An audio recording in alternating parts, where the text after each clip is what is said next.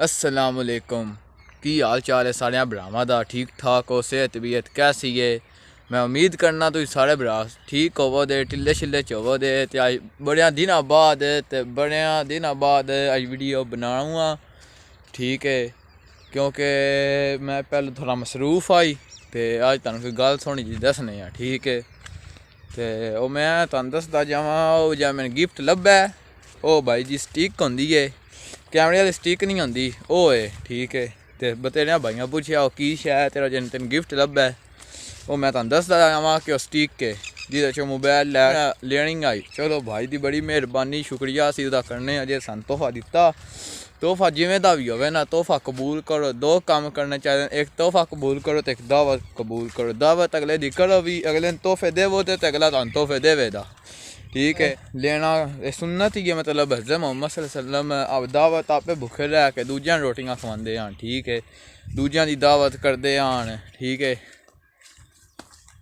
मोहम्मद सल्लल्लाहु अलैहि वसल्लम ते दरूद राज तो राज भेजा करो, ठीक है ना। चाचू जी मैं ना वीडियो बना चाहने ना, दसो दे जो कुछ होंदी दसो इन्हां नूं। चलो अल्लाह खैर करे, मन दसांगे। चलो लाग जो जी।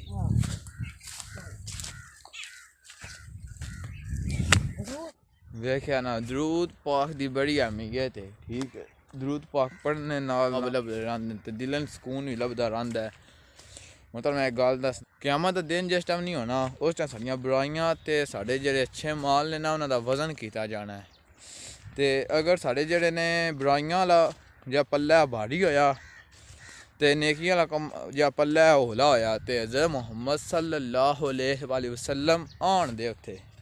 ते ओह् एक जा तुसां पक्के दिलों नाल, सच्चे दिलों नाल दरूद पाक नहीं पढ़े आना, ओह् हज़रत मोहम्मद सल्लल्लाहु अलैहि वसल्लम जेह्ड़ा नहीं ओह्दे धरना, ठीक है।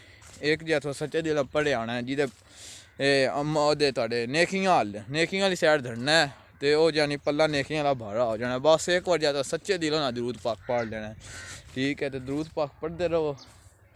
आज दी वीडियो यही बनानी है कि आज इन्ने धड़े हो गए वीडियो बना कौन चाड़ी। मैं अज कोई भी टॉपिक जेह्ड़ा नहीं तुहानूं दस्सिए, ते यार तुहानूं दरूद पाक दस्सेआ पढ़दे रवेआ करो, जिन्ना हो सके दरूद पाक पढ़दे रवेआ करो। बड़े दे फायदे जे कर्मा आओ, ते नमाज दी पाबंदी कीता करो, कोनी अद्धा घंटा या एक नमाज दे लिया, कोई 10-15 मिनट, कोनी एड्डा वक्त है, तो ठीक है। ते हसदे रवो ते वसदे रवो। अच्छा तोहफा है, मेहरबानी। ते आदि वीडियो डकने इत्थे ही।